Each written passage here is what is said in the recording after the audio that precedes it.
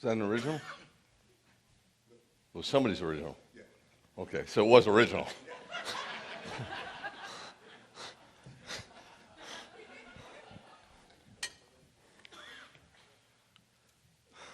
A little bit of a little ska sound to it, huh? Yes. So you truly are. What is going on with this thing? People are like, oh, Rabbi, what's the big deal? Just, I don't know, check these things beforehand. Make sure they're working. You know what I mean?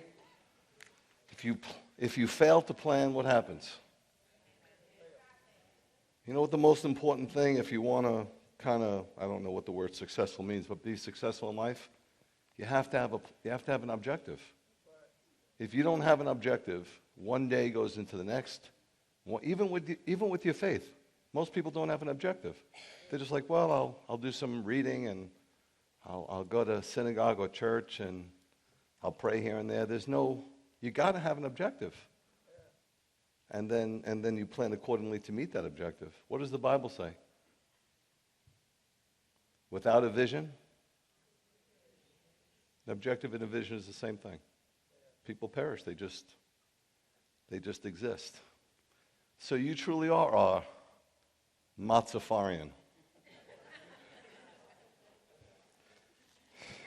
There's people in Wisconsin that will not get that joke. Nope. Well, all week long, I would look down at my phone every day, I don't know why, and it was 1:11. 1:11. And I'm not the sharpest tool in the shed, but God and moi, we communicate often. He doesn't have to say too much. But yesterday, Bernadette said, you're not going to believe what the weather is going to be like with the heat index in New York. I knew what she was going to say. She said, 111. I said, wow. So, guess what psalm I'm going to read, guys? This is a test. Not for your IQ, not your intelligence quotient, but just if you're actually breathing. So if you have your Bibles, read along. I know I was telling you to bring your Bibles when we were doing the authenticity about the Bible, but it's not so terrible. You should get used to having it with you. Because what happens is when you get used to not having it with you, you know what I mean? Okay, this is an incredible song, incredible psalm. The subject of the psalm is the excellencies of the enthroned Messiah. And since for the next, 3, 4, 5 weeks, we're going to go on a journey of who is Yeshua, you might say, are you kidding me? That sounds so kindergarten. It's going to be anything but kindergarten. It's a subject that is shallow enough for a child to wade in and deep enough for an elephant to swim in. The greatest theologians can't explain it too well. In fact, the most intelligent people I've ever heard explain it, the more they talk, the more they sound like a buffoon. So we're going to get into it because I think it's the crux of all that we're about. You know? You take away Buddha, you still have Buddhism. You take away Yeshua, you have nothing. Anybody know what I'm talking about? Good. You look pretty excited.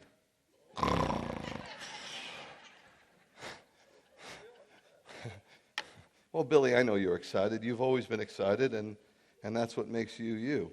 And I'm always excited every time I get up. It's another day for me to praise the Lord, another day for me to bring Him glory, another day for me to tell somebody about Him, another day for me to shine His light, another day for me to get closer to Him, another day for me to feel His love for me.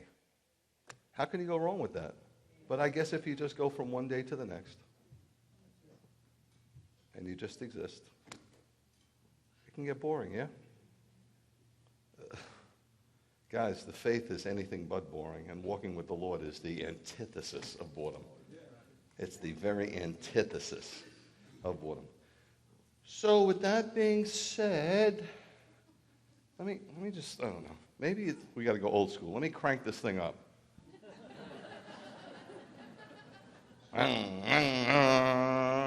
Joe, you remember, don't you? Oh, shut up. Why do people say shut up? Your upper jaw doesn't move. Your lower jaw is what moves, so you can't shut down. You have to shut up.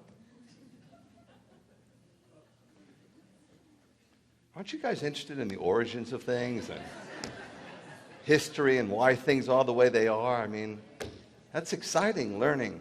Learning is the most exciting thing in life, no? When you stop learning, there's many people in the faith, you can't teach them anything because they have it all figured out.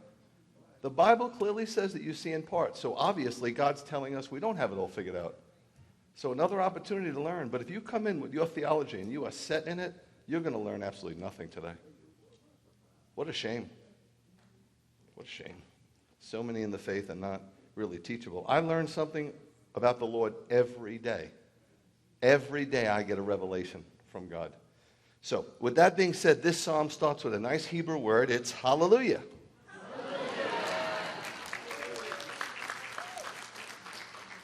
Anyway, these aren't really my glasses. I can't find mine, but let me see. Oh, wait a minute. This word has an exclamation point. Let me try this again. Hallelujah! There you go. I will wholeheartedly give thanks to Adonai in the council of the upright and in the assembly. What is the council of the upright and the assembly? The psalmist is saying that he will give thanks, or she will give thanks, but I pretty much think it's King David, in small assemblies and great gatherings. For all purposes, modern day, that means in private and in public. It's no good just to give God praise in here. It's more important to give him praise out there. And why? The deeds of Adonai are great, greatly desired by all who enjoy them. The greatest deed up to this point was definitely deliverance from Egypt, right? I mean, were the 10 plagues not absolutely ridiculously over the top? Yeah, it's so great that he says, and his righteousness endures forever, for he gained renown. Renown is fame. Fame. He's famous. God is very famous for his wonders. That's why we have Passover. Passover is a memorial of the deliverance from Egypt. There's nothing greater up to this point. Adonai is merciful and compassionate. Can anybody say amen? Amen. Are you breathing? Yes. Are you still here? Yes. Then Adonai is merciful. Yes. Because by rights, you shouldn't be. Anybody with me on that? Yes. I know we think we're holy, but listen, God doesn't just save guilty sinners. He saves sinning saints every day. Every day. Don't ever forget that. This is what will keep you grounded and close to him and desperate. Adonai is merciful and compassionate. He gives food to those who fear him. Yes, the wonder bread, manna from heaven he's talking about, and water from the rock. He remembers his covenant forever, meaning he is totally faithful to his promises. If God says something in his word, he's going to absolutely fulfill it. He shows his people how powerfully he works by giving them the nations as their heritage. When did that happen? Deuteronomy 7:1-2. The 7 nations, he dispossessed them and brought Israel in. The works of his hands are truth and justice. What does that mean? His decisions are right. If he makes a decision, you can trust him with your life. His decisions are right and he is faithful. All his precepts can be trusted. His commandments are totally dependable. They have been established forever and ever. They're not going anywhere, guys. Jesus didn't come to start a new religion. He came to finish an old one and give us power to walk out what the old one didn't give us power to walk out. That's the deal. There's still a call to holiness. He sent redemption to his people. He did that in Egypt. He did that in Babylon. And guess what? In these last days, he's doing it. He's sending the Jews from the diaspora back to Israel to get ready for his glorious reign. His name is holy and awesome. Now, if you're here for the first time or the second time, if you don't know me, please don't come around and talk to me about the word awesome unless you're talking about God. Do you notice today how that word is so misappropriated? It says his name, that's Shem in Hebrew. It's his fame. His fame is awesome, meaning anytime you talk about him, you should be in some awe. Awesome, some awe. Now, I hear Christians saying, oh man, that car is awesome. No, it's not. No, it's not. The food was, that concert was, you're wrong. Biblically, you're wrong. You're taking a word that God says is exclusively used for him and only him and using it for everything else. Amen. Now, you might say, no, I'm not. Yes, you are, sweet pea. You don't want to admit that because you're always right. But the fact is you are. You're belittling. When did this happen? In 1967. The word came on the scene. What happened in 67? Israel was back in the hands of the Jewish people, and a light switch went off in heaven. Luke 21:24. They'd be trampled on until this time. And then this would start the absolute end days being fulfilled. So Satan cannot get at God. Do you know how long that wall lasted in heaven when he said, I will raise my kingdom above yours? It was like a blink of an eye. The trapdoor was open, and boom, he was in the second heavens. The fight lasted a split second. So now what is he going to do? All he's trying to do now, especially with believers, is get them to belittle God. Make God smaller. So if he can take a word exclusively for God and attach it to pizza, he wins. Pizza is not awesome. It's bread, cheese, and sauce. God is awesome.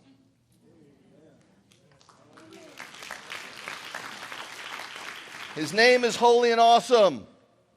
The first and foremost point of wisdom is the fear of Adonai. Make no mistake about it. The gateway to the road of wisdom is fear. You can love somebody and have no respect for them. Yeah. The respect factor for God, I don't know where it went. I don't know what happened in our country. In Christianity, I don't know where it went. But you're going to find out today, because we're going to talk about the deity of Yeshua today. Next week, we'll talk about the humanity. We'll talk about all kinds of things about Yeshua over the next few weeks. But you're going to find out it is right to worship him and bow at his feet. Yesterday, I don't know, I was just thinking about him in the morning, and the next thing I knew, I found myself on my face. When I say I'm on my face, that means I'm on my face. And I don't put myself there. And I'm telling you, yesterday I washed his feet with my tears, and it was absolutely magnificent. Magnificent. So good. All those living by it gain good common sense. You know, you ever meet spiritual people? A lot of them have no common sense. You ever meet them? Especially the spiritual spooky? Yeah. Yeah. God's looking for, spiritual fruits, not spiritual nuts. The Bible talks about we're a creation that God's given us common sense. He has. No, the animal kingdom doesn't have it. No. Those living by it, what's it? Wisdom. Wisdom gives you good common sense. When you learn something, if somebody says to you, do you understand? If a teacher says, do you understand what I'm saying? And you say yes, at that point you have knowledge. When you apply that good knowledge, you're walking in wisdom. Wisdom and common sense are one and the same. Hey, what's this I have in here? Pens? Where did this come from? Did somebody give me these? It says if you make Jesus your Lord and believe that God raised him from the dead, you will be saved. And there's 3 crosses on it. No? Okay. I'm sorry. If you're here for the first time, I struggle with... I am the poster child with ADD, really. I have a friend that is out in Oregon, and he diagnoses this for the whole school system of Oregon. And he says I'm the poster child. So I'm sorry, I go off. ADD, that's attention deficit. You guys are playing songs today, right? All right, let's finish this. It ends by saying his praise stands forever, meaning his hallelujah never ends. And his hallelujah will last forever. Amen?